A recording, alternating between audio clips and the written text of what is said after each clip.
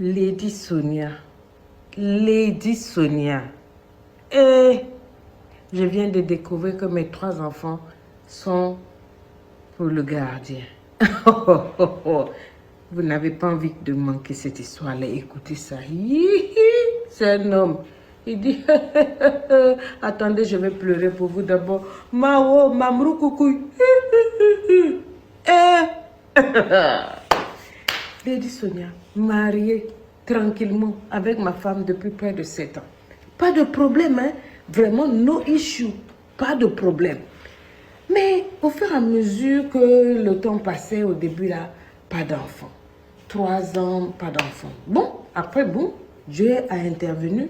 Ma femme est tombée enceinte, elle a mis au monde des jumeaux. I was happy. Je me sentais un Madiba. Je suis correctement un homme. J'ai un homme. Donc j'ai dit des jumeaux et 2 beaux garçons, bouncing baby boy. Mais quand les enfants sont nés, au bout du temps, eux, ils ont commencé à grandir. Mon papa qui venait nous rendre visite de temps en temps m'a dit, Sam, mon fils, les 2 enfants-là ne te ressemblent pas. Les 2 enfants-là, ils ne ressemblent pas à notre manière de faire. Il y a quelque chose, j'ai une intuition, un feeling là que les enfants-là, c'est pas pour toi. Moi, je me disais que, oh, faut pas écouter. Vous savez, la belle famille, mon père, peut-être qu'il est jaloux, peut-être qu'il m'aime pas et tout. J'ai mis ça de côté. J'ai dit, ah, faut me laisser dans les loving, loving, loving. Je suis restée dans les loving, loving, loving. Écris-moi ça, loving. Et puis après, bon, j'ai encore planté ma semence. Ma femme est tombée enceinte. Cette fois-ci, elle a mis au monde une jolie petite fille. Donc, ça me faisait les jumeaux. Plus la jolie petite fille. J'ai dit, alors là, j'étais carrément aux anges. Et puis, un jour, mon père m'a dit, mais tu n'as pas remarqué que tes cheveux, tes enfants là, ont des cheveux gris, ils ont des cheveux grisonnants, tout des bébés là. J'ai dit oui, il a dit que dans notre famille, il n'y a pas ça. Ce qui était étrange, c'est que le gardien était jeune, il devait avoir même pas 35 ans, hein, mais il avait plein de cheveux gris sur la tête. Mon papa m'a dit, tu sais, moi je pense que tu devrais faire des tests d'ADN. J'ai dit non, pourquoi je vais faire des tests d'ADN? Tout se passe très bien avec ma femme. Moi, mes enfants, je suis bénie, tout et tout. Le papa a commencé à me harceler. Il a dit, fais seulement des tests d'ADN. Moi, j'ai un étrange feeling. J'ai l'impression que les enfants là, c'est pas pour toi. Dans notre famille, dans toute notre descendance, il n'y a pas de jumeaux. Ça, c'est un.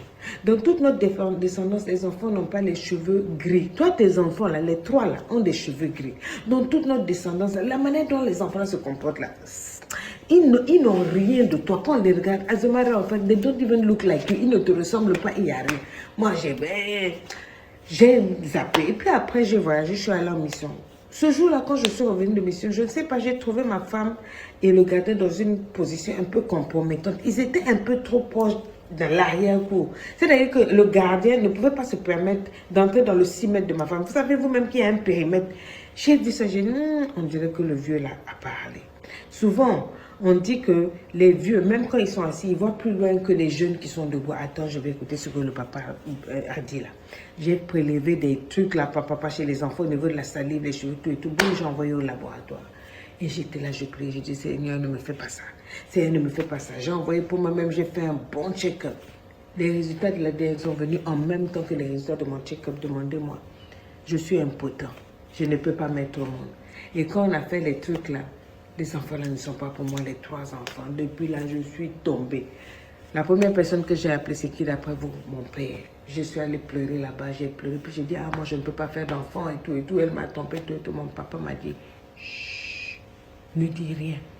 Laisse les choses comme ça.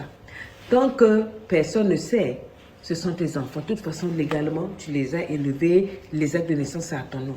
Toi et moi, on sait que tu ne peux pas mettre au monde. Ça là, ça lavait ton honneur. Ça là, c'est au moins, hein, tu es un homme, tu as tes enfants. C'est elle seule qui sait qui est le papa. Laisse comme ça. Et je sais que c'est pour le gardien. Mais si tu parles, quand tu vas crier là, le gardien va se soulever, va commencer à faire du bruit pour récupérer ses enfants. La honte sera sur toi. Tais-toi seulement.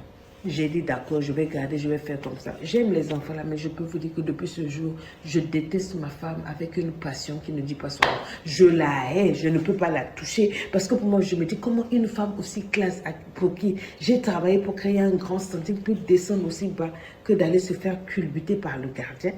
Quel gardien. Vous voyez, non, je suis dégoûtée, déçue. Et ma femme, maintenant, elle est toujours normale, mais elle vient de plus en plus. Elle veut avoir des rapports avec son mari. Tout. Je ne supporte plus ma femme. Comment je vais gérer ça? Qu'est-ce que vous pouvez me dire? Je serai dans les commentaires.